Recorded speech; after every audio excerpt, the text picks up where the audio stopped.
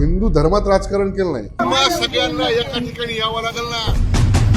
अन्याय व्हायचा, मुलींवर अत्याचार व्हायचा, छेडछाड व्हायची. एका दिलानं, एका बुद्धीनं, एका मार्गाने, एका वाटचालीने आपल्या सगळ्या आंदोलन पार पाडायचं. राजकारणात हिंदू धर्म प्रस्थापित केला. फक्त शिवसेनेचा तालुका प्रमुख नव्हे तर हिंदुत्वाचा पाईक, भगव्याचा शिलेदार, सर्वसामान्यांचा आधार ही बिरुदावली ज्याच्या नावापुढे सर्वसामान्य माणूस लावतो ते नाव म्हणजे शिवसेनेच्या कडव्या हिंदुत्वाचे पाळकडून लहानपणापासून पिणारा लढवय्या तरुण व्यंकटेश शिंदे.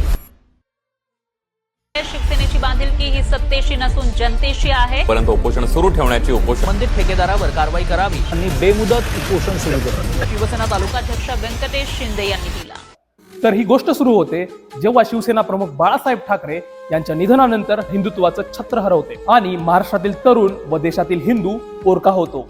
पण स्वर्गीय बाळासाहेब ठाकरे यांचे विचार अजूनही जिवंत होते. त्याच विचारांनी प्रेरित होऊन वडील बाबूरावजी शिंदे यांचा वारसा पुढे चालविण्यासाठी शिवसेनेचे धनुष्यबाण माननीय व्यंकटेशजी शिंदे यांनी हाती घेतले.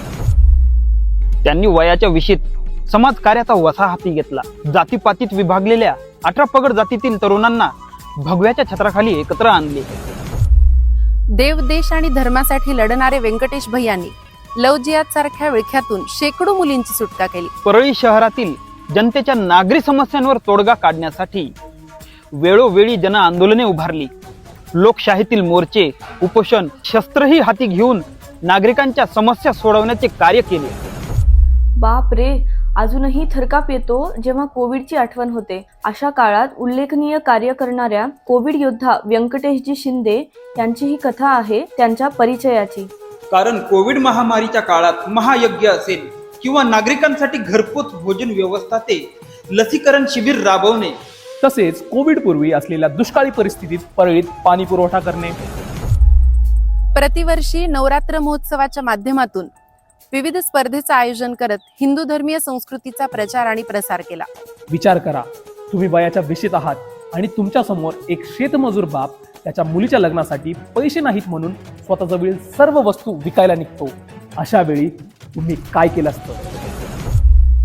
इथे हिंदू धर्मातील मुलींसाठी शिवसेना तालुका प्रमुख व्यंकटेशजी शिंदे यांच्या संकल्पनेतून प्रतिवर्षी छत्रपती शिवाजी महाराज यांच्या जयंतीनिमित्त हिंदू धर्मीय सामुदायिक विवाह सोहळा मोठ्या जल्लोषात पार पाडण्यात येतो. हिंदू धर्मीय सामुदायिक विवाह सोहळ्याच्या माध्यमातून गरजवंत कुटुंबातील मुलींचे विवाह मोठ्या थाटामाटात करून दिले. भाऊ म्हणून कायम आमच्या पाठीशी राहणाऱ्या व्यंकटेश भैयांच्या सोबत माझ्यासारख्या हजारो भगिनींच्या शुभेच्छा आणि प्रार्थना कायम राहतील.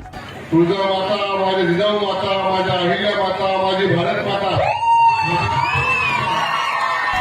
दिला एकदा शब्द न पालटावा, पुढे टाकलेला पाय मागे न घ्यावा. धरे जो स्वयंभू शिवाजी पथाला, मराठा म्हणावे अशा वाघराला.